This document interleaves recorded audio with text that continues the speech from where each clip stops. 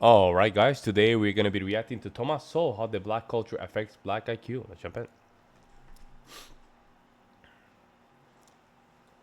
Since concrete capabilities matter much more in the real world than do abstract potentialities, educational outcomes are the practical issue, however much this practical issue has been overshadowed by ideological issues. The leading scholar in the opposing environmentalist school of thought, Professor James R. Flynn, expressed the narrowness of the practical issues in 2008. The race and IQ debate has raged for almost 40 years. I have been entangled in it for 30 years. It has been a constant and unwelcome companion, rather like living with an uncongenial spouse from an arranged marriage. It has occupied the time of legions of scholars and laid waste acres of trees. Will we ever see the end of it? At least the debate is entering a new and more sophisticated stage. Given the relatively high values for black IQ in infancy and age 4, the focus should now be on whatever causes the decline of black IQ compared to white with age. If that can Huh. be settled, the That's main event will that be is interesting. That's interesting with age. I think that's where really the conversation should be focused on. over. Professor Flynn has argued that the culture in which most black Americans grow up has had a negative effect on their intellectual development. Yeah. He pointed out that the offspring of black and white American soldiers who fathered children with German women during the American occupation of Germany after the Second World War had no such IQ differences as that among black and white children in the United States. Professor Flynn concluded that the reason for results being different in Germany was that the offspring of black soldiers in Germany grew up in a nation with no black subculture. There is other evidence that the black subculture has a negative effect on intellectual achievement.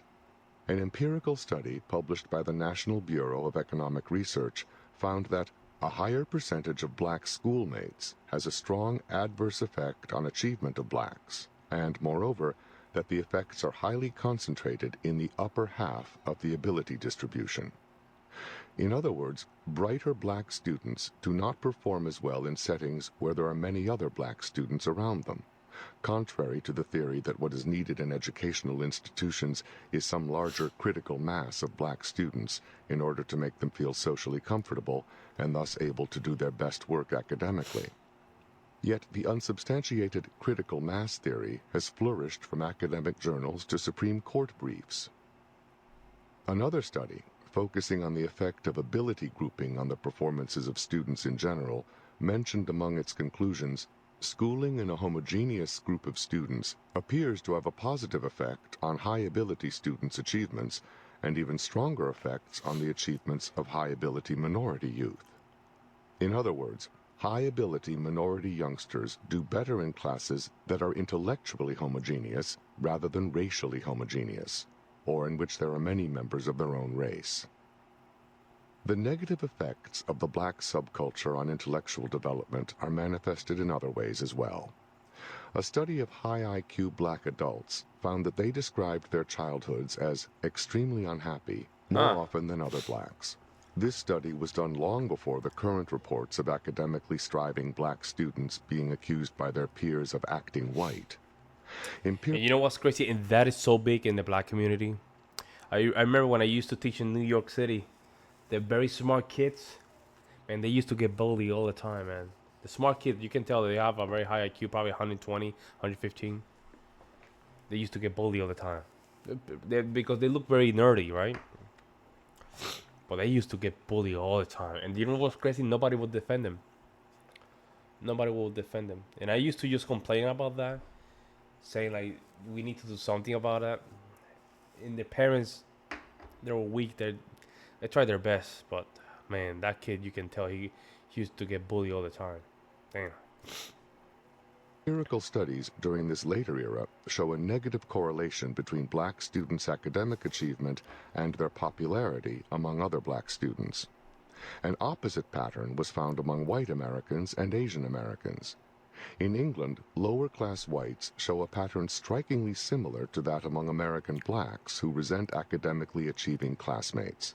British physician Theodore Dalrymple reports lower-class school children being beaten up so badly by their lower-class classmates Wow. as to require hospital treatment simply because they are doing well in school. Crazy.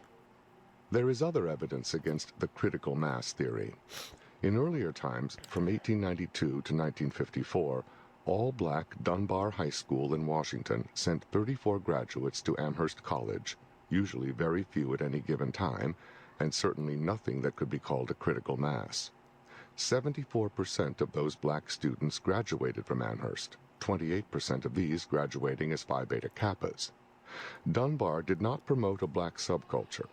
As Senator Edward Brooke, one of its alumni, put it, Negro History Week was observed, and in American history they taught about the emancipation of the slaves and the struggle for equality and civil rights. But there was no demand by students for more, no real interest in Africa and its heritage. We knew about Africa as we knew about Finland. Yet the critical mass theory continues to flourish, with no evidence behind it, but with a peer consensus among the intelligentsia, which is apparently sufficient for many. You know what? When it comes down to the IQ and race, it's a very fascinating topic. I love it. I love it. It just because it's all that it's a different type of data. And there's some cultures, we have to admit it. There's some cultures that are better than others. There's some cultures that are better than other folks. We cannot keep, lying to ourselves with that. Huh?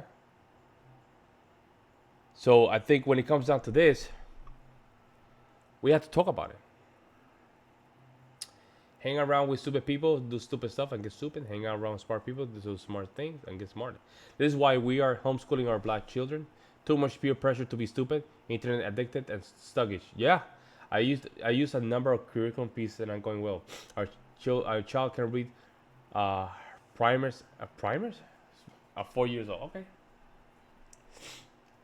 Imagine being traumatized by your peer for simply being curious about life and the universe question. Yeah, that's what I'm saying. That's what I'm saying. I mean, a lot of these groups that would just bully you because you're a smart kid. This hits home for me. I was teased, belittled, and bullied, both at home and school, for liking school and reading as a kid. Grateful for the elders in my family who praised and encouraged me to continue my education. Might have ended up in a worse predicament without them. The crabs in the bucket theory. Yeah, that's the best one for this kind of situation. Any crab that attempts to escape the bucket and might be succeed is pulled back by the other crabs. Went to the shoe store today with my son to get some new shoes. All workers were black. All I could get out of them was grunt. Damn, man. Man, it's Thomas Sowell. Shout out to Thomas Sowell. Shout out to Thomas Sowell. Such a great American hero, man. Love his stuff. Let me know what you guys say in the comment section below. I would love to hear you guys' opinion. In the meantime, guys, I'll see you in the next one.